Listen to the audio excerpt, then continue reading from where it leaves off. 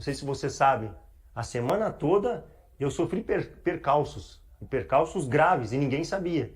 Conta aí pra galera, Guerreiro, eu conheço a história, mas quem tá vendo... A semana do clássico, a minha esposa perdeu o pai dela, lá no sul, no Rio Grande do Sul. E a diretoria chegou em mim também. Leandro, você quer ir lá no sul, né, enterrar seu sogro, tá lá com a tua esposa? E eu falei para a diretoria, não. Eu quero ficar aqui, porque eu quero defender o Cruzeiro. E é aqui que me sustenta, é o Cruzeiro que me sustenta. Não adianta eu ir lá para o sul. Eu posso estar no lado da minha esposa, mas lá, o que eu vou fazer? Meu sogro já faleceu, não posso mais ir. Então eu quero ficar aqui. E a gente já estava sem o Fábio e sem o Montijo. Imagina mais um jogador experiente fora. Aí eu, conversando com a minha esposa, nós optamos, não, tu vai ter que jogar. E eu poderia ter largado, porque eu tinha uma justificativa mais do que justa. Mas eu optei por ficar. Isso foi se não me engano, foi numa quarta ou quinta-feira que o meu sogro faleceu. A minha esposa voltou na véspera do clássico, grávida. Só que perdeu a gestação na véspera do clássico. E eu concentrado. E ela rodou 3 hospitais aqui em BH, até achar um hospital que atendia, né, esse fato, da perda da gestação. E eu lá concentrado, não podia fazer nada. Então, quando eu faço aquele gol, o segundo gol, parece que foi um presente de Deus realmente. Parece que assim, eu não sabia nem como agradecer, sabe? E fora o resultado que foi também, pensei, não, é coisa extraordinária que está acontecendo, porque... Né, legal demais, pela né? vontade, Muito pela determinação. Então, muito torcedor nem sabe dessa história. Nem os jogadores que estavam concentrados comigo também não sabiam dessa história, que eu estava passando durante a semana. E essa história sua, mesmo você contando hoje aqui, né, para todo mundo que está acompanhando, ela diz muito o porquê. Você até falou aí que tem jogadores que não tem tantos títulos assim expressivos com a camisa do Cruzeiro, mas são super respeitados pela torcida. Isso aí já fala muito. E a gente está perto de mais uma grande emoção, né? Hoje é segunda, daqui a pouco terça, daí chega quarta-feira. E eu queria mostrar aqui os clássicos onde a gente enfrentou o adversário nesse estádio aí que se chama... Qual o nome desse estádio aí? Como é que chama? Toca da Raposa 4. Salão de festas, fala. Meu rival venceu. Isso. Mas não, eu não falei nada. Gente, como é que chama esse estádio? Bicho, eu chamo de bundão de zebra, né? Como chama, Diogão? Pra gente toca Arena MRV, né? Toca 4 pros cruzeirenses. Arena MRV. A nossa hegemonia aí, né? Olha só. Olha o histórico. Temos aqui 2023, né? O primeiro, depois, né? 2024. Depois um empate no Campeonato Mineiro. Depois uma reversão ali de expectativa em 2024. E a Copa do Brasil. Qualquer que seja o resultado, a hegemonia continua sendo cruzeirense. Né? Por isso nós estamos falando. E outra coisa, muito, muito importante dizer que ninguém está dizendo que já ganhou, que o clássico está decidido. Não, pelo contrário. A gente está tratando com o devido respeito um jogo importantíssimo. Tanto que a gente está se dedicando a falar, né, do adversário também. Então não é isso. Poxa, já estão... Pelo contrário. Pelo contrário, estamos contando histórias de muita luta. Eu até queria que uma outra coisa que eu achei muito curioso, perguntei pro Guerreiro por que ele cortou o cabelo. Isso também a torcida não sabe. Por que você cortou o cabelo? O cabelo, né? O cabelão foi cortado por causa do 6-1 também. Né? Por causa do 6-1 que eu fiz vamos dizer assim, uma aposta, uma promessa com o Roger, né?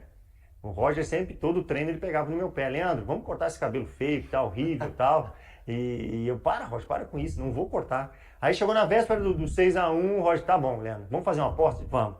Se nós não cair pra Série B, tu corta o cabelo? Eu disse, corto. Beleza, fechado na hora.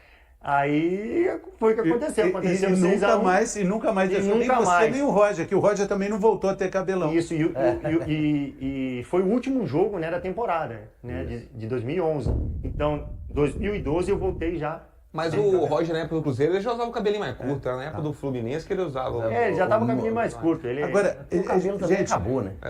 E sobre quarta-feira, a gente está aí com essa expectativa de Fabrício Bruno jogar ou não. É difícil, mas o Arrascaeta, na Copa do Brasil, o Cruzeiro pagou 60 mil reais. Arrascaeta teve mais um dia. Primeira classe para voltar do Japão. É a questão que é essa que o Gino tá falando aí, que... O Arrascaeta teve um dia a mais para descansar. O Fabrício Bruno vai chegar em cima da hora, né? Então, assim, eu acho que não é nem necessário, acho que você fazer um esforço tão grande. É um jogo lógico, que tem uma importância gigantesca. Mas eu confio ali no Jonathan Jesus, que é perigoso você trazer um jogador que vai estar muito cansado. Apesar que fala, né, Leandro, que o cansaço vem algumas horas depois, né? Não é ainda na hora que ele chegar pro jogo. Mas, vamos ver, se der tempo, é um baita de um jogador, né? Provavelmente não vai dar tempo não, Fernando, mas... Que é no Japão. Não, gente, tempo dá. O jogo é amanhã, nessa terça-feira, às 7h30. Mas a questão... Horário de Brasília. Sim, mas a questão que você tem que pensar é assim, vamos supor que amanhã, nessa rotação São que o 24. Ancelotti está fazendo, que ele vai pro jogo. Ele vai, né, pro jogo. Aí eu falo assim, que jogue, né? E mesmo que não jogue. Aí termina o jogo lá, ele tem que pegar o avião, vir pra cá... Meio-dia. E já desembarcar e ir direto pro jogo, ele não tem descanso, não tem recuperação. Então não sei se o Cruzeiro vai eu acho que se perguntasse pra ele ia falar, não, eu vou. Eu jogo. Ele fala qualquer jogador. Qualquer jogador? Ele não, eu quero jogar, é mais um clássico. Né? Eu quero jogar, eu quero estar ali. Não, pode que tô pronto, tô 100%. Jogador Tanto é que o Jardim não falou que não vai jogar. Não está definida a situação, né? E a preparação do Cruzeiro será encerrada nesta terça com o técnico Leonardo Jardim definindo o time. Sem Fabrício Bruno, isso já é fato, impossível voltar, ainda mais que o atleta deve ser titular no jogo diante da seleção japonesa na manhã desta terça-feira no horário aqui do Brasil, noite lá no Japão.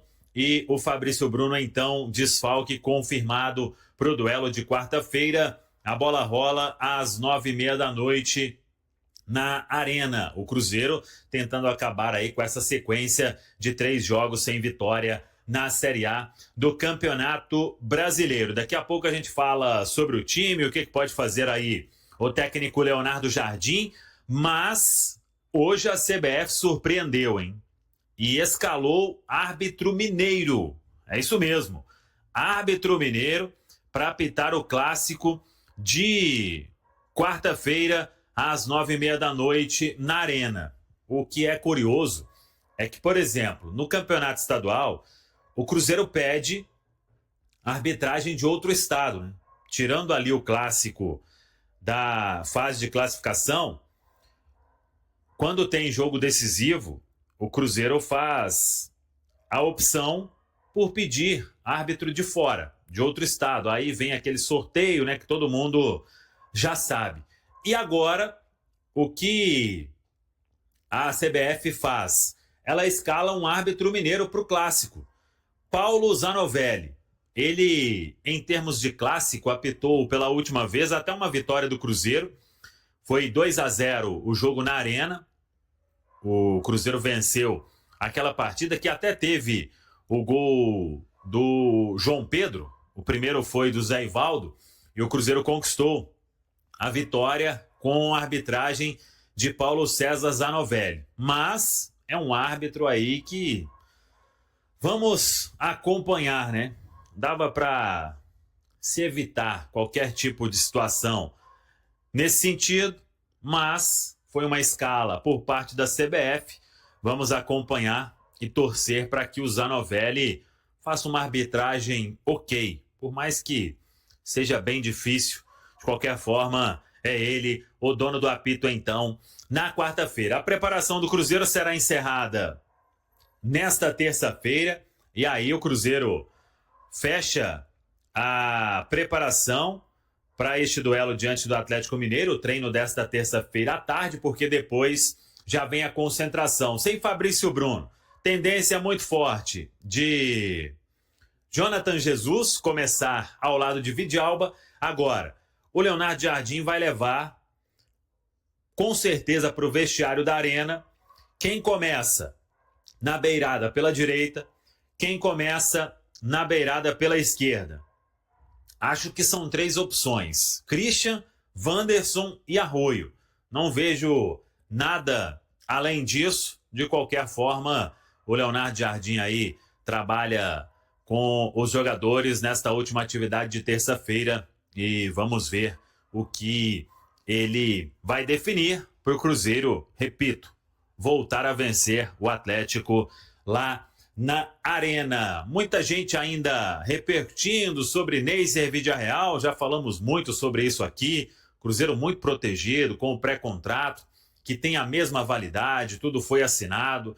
Então, para esse pré-contrato não virar um jogador na toca, teria que ter pagamento de multa, né? E é multa lá nas alturas, então o Cruzeiro está muito tranquilo.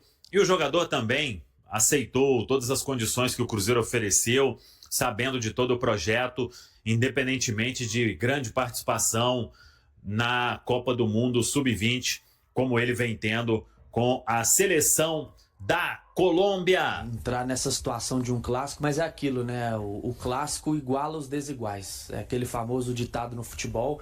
A gente também tinha uma certa disparidade na Copa do Brasil, até teve, por mais que o placar seja de 4-0 no agregado para o Cruzeiro, foi um jogo equilibrado, pelo menos no primeiro confronto foi um jogo equilibrado.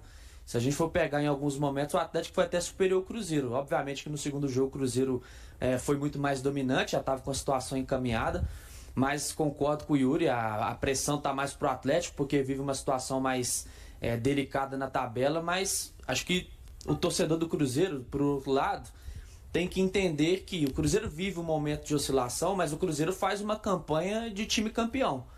Acho que a pedra no caminho do Cruzeiro é principalmente Flamengo e Palmeiras. Se a gente for pegar as 26 rodadas iniciais, o Cruzeiro teve 51 pontos. O Botafogo, ano passado, que foi o campeão de 2024, também teve 50 pontos.